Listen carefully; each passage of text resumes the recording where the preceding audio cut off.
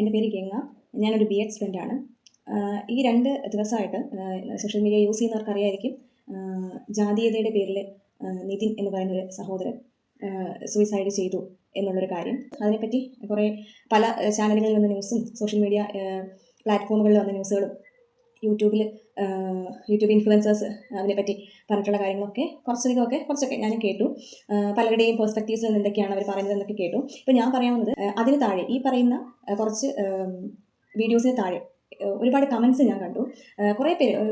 ഒരുപാട് പേര് ഇതിനെതിരായിട്ട് പ്രതികരിക്കണം അങ്ങനെയൊക്കെ പറഞ്ഞിട്ട് ഒരുപാട് കമൻസ് ഇട്ടിരുന്നു. പക്ഷെ അതിനിടയിലും ജാതീയത എന്നുള്ളത് ഇപ്പോഴും ഉണ്ടോ, അല്ലെങ്കിൽ ജയിക്കാൻ വേണ്ടി, അല്ലെങ്കിൽ ആ കുട്ടി അതിന് വേണ്ടിയിട്ടാണ് ചെയ്തത്, അല്ലാണ്ട് ജാതീയത എന്നുള്ളത് കൊണ്ട് അതുകൂടി ഇതിൽ ആഡ് ചെയ്യുന്നതാണ് മനഃപൂർവ്വം, അല്ലെങ്കിൽ അവർ ജാതീയത പറഞ്ഞിട്ടല്ല ഈ ഒരു കാര്യം ഉണ്ടായത് എന്നുള്ള രീതിക്ക് സംസാരിക്കുന്ന കുറച്ച് പേരുണ്ട്. അപ്പം ഈ കുറച്ച് പേരോട് എൻ്റെ ചില അനുഭവങ്ങൾ പറയാനാണ് ഞാനിപ്പോൾ ഈ ഒരു വീഡിയോ ചെയ്യുന്നത്. ഞാൻ അങ്ങനെ ഒരു വ്ളോഗറോ ഒരു ഇൻഫ്ലുവൻസറോ അങ്ങനെയൊന്നുമല്ല, ഒരു സാധാരണക്കാരിയായിട്ടുള്ള ഒരാളാണ്. അപ്പോൾ ഞാൻ ഇതുവരെ ഒരു വീഡിയോസിനും ഇങ്ങനെ റിപ്ലൈ ചെയ്തിട്ടില്ല. പക്ഷേ ഇത് ഇത്രയും കണ്ടപ്പോൾ ഇപ്പോൾ നമ്മൾ സോഷ്യൽ മീഡിയ യൂസ് ചെയ്യുന്ന ഒരാളെന്നുള്ള രീതിക്ക് ഇതിന് എൻ്റെ ഒരു അനുഭവം പറയാൻ എനിക്ക് തോന്നി. എൻ്റെ അമ്മ വീട്ടു ജോലികൾ ചെയ്താണ് എന്നെ എൻ്റെ അനിയത്തി വളർത്തുന്നത് ഇപ്പോഴും അതെ. അപ്പോൾ ഇത്രയും എനിക്ക് തോന്നുന്നു ഒരു 35 വർഷമായിട്ട് എൻ്റെ അമ്മ ഈ ജോലി ചെയ്തുകൊണ്ടിരിക്കുകയാണ്. അപ്പോൾ പല സമൂഹത്തിൽ ഉന്നത സ്ഥാനത്തുള്ള ഒരുപാട് ആളുകളുടെ വീട്ടിൽ അമ്മ ജോലി ചെയ്തിട്ടുണ്ട്, ഇപ്പോഴും ചെയ്യുന്നുണ്ട്. അപ്പോൾ അതിൽ പോലും ഇപ്പോൾ റീസെൻ്റ്ലി പോലും അങ്ങനെയുള്ളവരുടെ വീട്ടിൽ പോലും എഡ്യൂക്കേഷണൽ വൈസ് ആണെങ്കിലും ഫിനാൻഷ്യൽ വൈസ് ആണെങ്കിലും ഒക്കെ വളരെ ഉന്നത നിലയിലുള്ള അവരൊക്കെ പോലും ഇപ്പോഴും ജാതീയത പറയുന്നവരും കാണിക്കുന്നവരും ഉണ്ട്. അത് ദിവസം പ്രതി കാണുകയും കേൾക്കുകയും ചെയ്യുന്ന ഒരാളാണ് ഞാൻ. പക്ഷെ എല്ലാവരും അങ്ങനെ ആണെന്നല്ല ഞാൻ പറയുന്നത്. ഒരുപാട് പേര് വളരെ കെയറിങ്ങോടെ അവരുടെ വീട്ടിലൊരു അംഗത്തെ പോലെ കണക്കാക്കുന്ന ഒരുപാട് പേരും ഉണ്ട് അമ്മയെ. പക്ഷേ അതിനുള്ളിലും ഇപ്പോഴും ജോലി ചെയ്യാൻ വരുന്ന ആൾക്ക് പ്രത്യേകം പ്ലേറ്റ്, പ്രത്യേകം ഗ്ലാസ്, കഴിക്കാനും കുടിക്കാനും പഴകിയ ഭക്ഷണങ്ങൾ കൊടുക്കുന്നത്, അങ്ങനെ ഒരുപാട് കാര്യങ്ങൾ ചെയ്യുന്നുണ്ട്, ഇത് ഫേസ് ചെയ്യുന്നുണ്ട്. കുറച്ച് നാൾ മുന്നേ തന്നെ എൻ്റെ അമ്മ ജോലി ചെയ്യുന്ന ഒരു വീട്ടിൽ ഇങ്ങനെ ഒരു സിറ്റിയിലുള്ള ഒരു വീട്ടിലാണ് ചെയ്തത്. അവിടെ അവർ ഇങ്ങനെ പഴകിയ ഭക്ഷണം, അപ്പോൾ അങ്ങനെ തരരുത്, വേണ്ട, എനിക്ക് കഴിക്കാൻ പറ്റില്ല അതെന്ന് പറഞ്ഞിട്ട് പോലും അത് വെച്ചു. അവസാനം അപ്പം ചോദിക്കാൻ കഴിക്കാണ്ട് ഇറങ്ങി വന്നുകൂടെ. പക്ഷേ ഈ ഒരു സമൂഹത്തിൽ ഇപ്പോൾ ജീവിക്കണമെങ്കിൽ ഉറപ്പായിട്ടൊരു വരുമാനം വേണം. അത് കിട്ടണമെങ്കിൽ ഒരുപാട് കഷ്ടപ്പാടുണ്ട്. അത് എത്രത്തോളമാണെന്ന് എല്ലാവർക്കും ചിന്തിക്കാം, സാധാരണക്കാരാണ്. അപ്പോൾ അതങ്ങനെ പെട്ടെന്ന് ഇട്ടിട്ട് വരാൻ പറ്റുന്ന ഒരു ജോലി പോയാൽ പിന്നെ അടുത്തത് കണ്ടെത്തുക എന്നുള്ളത് വളരെ ബുദ്ധിമുട്ടുള്ള ഒരു കാര്യമാണ്. സോ അതുകൊണ്ട് അങ്ങനെ ഇട്ടിട്ട് വരാൻ പറ്റില്ല. പക്ഷേ അവസാനം ഈ പഴകിയ ഭക്ഷണം കഴിച്ച് വൊമിറ്റ് ചെയ്ത് വയ്യാണ്ടായിട്ട് അന്ന് ചെയ്ത ജോലി പൈസ പോലും വാങ്ങാണ്ട് തിരിച്ചു വന്നൊരു അമ്മയുടെ മകളാണ് ഞാൻ. അപ്പോൾ ഈ ജാതീയത ഇല്ല എന്ന് പറയുന്നവരോടാണ്, ജാതീയത ഇല്ല എന്ന് പറയുന്നവർ ജാതീയത അല്ലെങ്കിൽ ജാതി കൊണ്ട് പ്രശ്നങ്ങൾ അനുഭവിക്കാത്തവരായിരിക്കും ജാതീയത ഇല്ല ഇപ്പോൾ ഇല്ല എന്ന് പറയുന്നത്. പക്ഷേ ഇപ്പോഴും ജാതീയത അനുഭവിച്ചിട്ടുള്ള ഒരു വ്യക്തിയാണ് ഞാൻ. അങ്ങനെ ഒരു ഫാമിലിയിലുള്ള ഒരു വ്യക്തിയാണ് ഞാൻ ഒരു SC കാറ്റഗറിയിലുള്ള ആളാണ്. സോ അതുകൊണ്ട് തന്നെ എത്രത്തോളം ഈ ഒരു ജാതി പറഞ്ഞുള്ള അധിക്ഷേപം അല്ലെങ്കിൽ നിറം വെച്ചുള്ള അധിക്ഷേപം ഇതൊക്കെ ഞാനും ഒരുപാട് കേട്ട് വളർന്ന ഒരാളാണ്.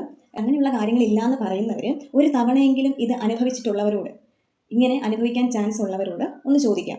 അല്ലാതെ ഈ പുറമേ ഉള്ള കാഴ്ചപ്പാടിൽ നിന്ന് കണ്ടുകൊണ്ട് പുറമേ ആരും ഒന്നും ചെയ്യുന്നില്ലല്ലോ, പറയുന്നില്ലല്ലോ, അതല്ല. നമ്മുടെ നേർ സാക്ഷ്യത്തിൽ കാണുന്ന കാര്യങ്ങളല്ല, ഒരു സമൂഹത്തിനുള്ളിൽ ഒരുപാട് കാര്യങ്ങൾ നടക്കുന്നുണ്ട്, ഒരുപാട് പേര് അത് അനുഭവിക്കുന്നുണ്ട്.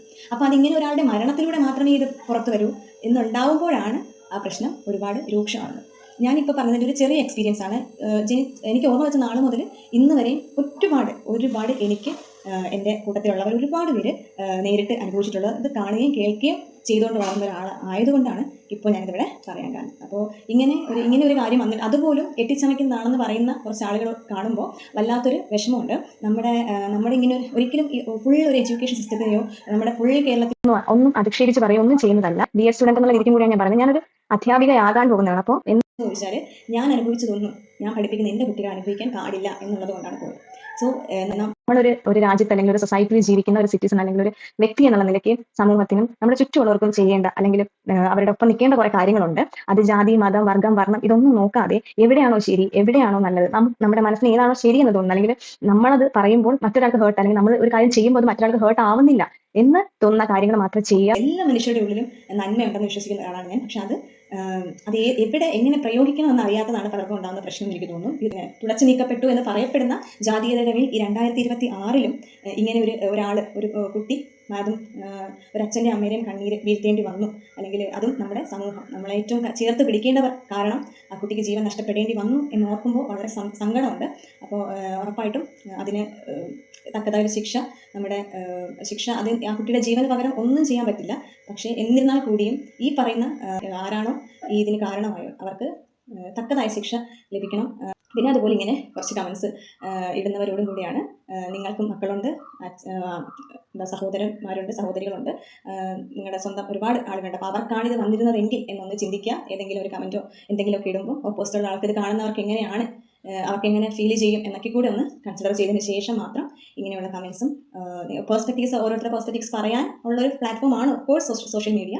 പക്ഷേ അത് പറയുമ്പോൾ അതിൻ്റെ കാരണങ്ങളും കാര്യങ്ങളും ഒക്കെ കുറച്ച് ഒന്ന് അറിയാൻ ശ്രമിച്ച് അല്ലെങ്കിൽ മറ്റുള്ളവരോട് ചോദിച്ച് മനസ്സിലാക്കിയതിന് ശേഷം അതിനുവേണ്ടി പ്രതികരിച്ചാൽ, വെറും ഒരു വീഡിയോയുടെ താഴെ വന്ന് കമൻറ്റ് ജസ്റ്റ് ആ വീഡിയോ മാത്രം കണ്ടിട്ട് ഇടാതെ കുറച്ചധികം കാര്യങ്ങൾ മനസ്സിലാക്കിയതിന് ശേഷം കമൻസുകളൊക്കെ ഇടാൻ ശ്രമിച്ചാൽ ഒരു പക്ഷേ മറ്റുള്ളവർക്ക് അത് ഹേർട്ടാവാതിരിക്കും. ഒരു വീഡിയോയുടെ താഴെ കാണുന്ന കമൻസ് മാത്രം വെച്ച് ആ ഒരു കേസിനെ കാണുന്നവരുണ്ടാവും. അപ്പോൾ ഈ കമൻറ്റ് കാണുമ്പോൾ ഓക്കെ മേ ബി ഇങ്ങനെ ആയിരിക്കും അല്ലെങ്കിൽ ചിന്തിക്കും ചിലപ്പോൾ. ഇങ്ങനത്തൊരു കമൻറ്റ് കൊണ്ടായിരിക്കും അവരെന്ത് ചെയ്യുക, ഓക്കെ ഇങ്ങനെയും ചിന്തിക്കുക അല്ലേ എന്ന് ചിന്തിക്കുന്നത്. സോ അങ്ങനെ പ്രതികരിക്കാൻ ഇറങ്ങുന്നവർക്ക് പോലും മേ ബി അവരുടെ വഴിയിൽ തടസ്സമുണ്ടാകുന്ന രീതിയിലായിരിക്കാം മേ ബി നിങ്ങളുടെ ഒരു കമൻറ്റോ നിങ്ങളുടെ ഒരു വാക്കോ വരുന്നത്. സോ ശ്രദ്ധിക്കുക. നമ്മുടെ സോഷ്യൽ മീഡിയ എന്ന് പറയുന്നൊരു വലിയ പ്ലാറ്റ്ഫോമാണ്. അതിന് നമ്മൾ വളരെ ഇപ്പോൾ നന്നായി യൂസ് ചെയ്ത് കഴിഞ്ഞാൽ നമുക്ക് നമ്മുടെ ചുറ്റിനുള്ളവർക്ക്, നമ്മുടെ ലോകത്തിന് തന്നെ വലിയ വലിയ മാറ്റങ്ങൾ നമുക്ക് ഒരാൾക്ക് ചിലപ്പോൾ കൊണ്ടുവരാൻ കഴിഞ്ഞു എന്ന് വരും. സോ അത്രയേ ഉള്ളൂ. എന്തെങ്കിലുമുള്ള എന്തെങ്കിലുമൊക്കെ കുറച്ച് കാര്യങ്ങൾ പുറത്ത് വന്നു കഴിഞ്ഞാൽ, അല്ലെങ്കിൽ എനിക്ക് കുറച്ചെങ്കിലും പ്രതികരിക്കാൻ കഴിഞ്ഞാൽ, മറ്റുള്ളവർക്ക് ഹേർട്ടാവാത്ത രീതിയിൽ പ്രതികരിക്കാൻ കഴിഞ്ഞാൽ, അതിൽ നിന്ന് ആർക്കെങ്കിലും എന്തെങ്കിലുമൊക്കെ കുറച്ചെങ്കിലും മനസ്സിലാക്കാൻ കഴിഞ്ഞാൽ എനിക്ക് തോന്നുന്നു ആ കുട്ടികളാണെങ്കിലും ബാക്കിയുള്ളവരോടൊക്കെ ആണെങ്കിലും എനിക്ക് ചെയ്യാൻ പറ്റുന്നതിൽ ഏറ്റവും നല്ലൊരു കാര്യമായിരിക്കും. ഒരു സോഷ്യൽ മീഡിയ യൂസർ എന്നുള്ള രീതിക്ക്, ഒരു സിറ്റിസൺ എന്നുള്ള രീതിക്ക്, ഒരു വ്യക്തി എന്നുള്ള നിലയ്ക്ക് ഞാനും ഈ ഒരു കാര്യത്തിൽ പ്രതികരിക്കേണ്ടിയിരിക്കുന്നു എന്ന് എനിക്ക് തോന്നി. സോ അതുകൊണ്ടാണ്. Okay, thank you all.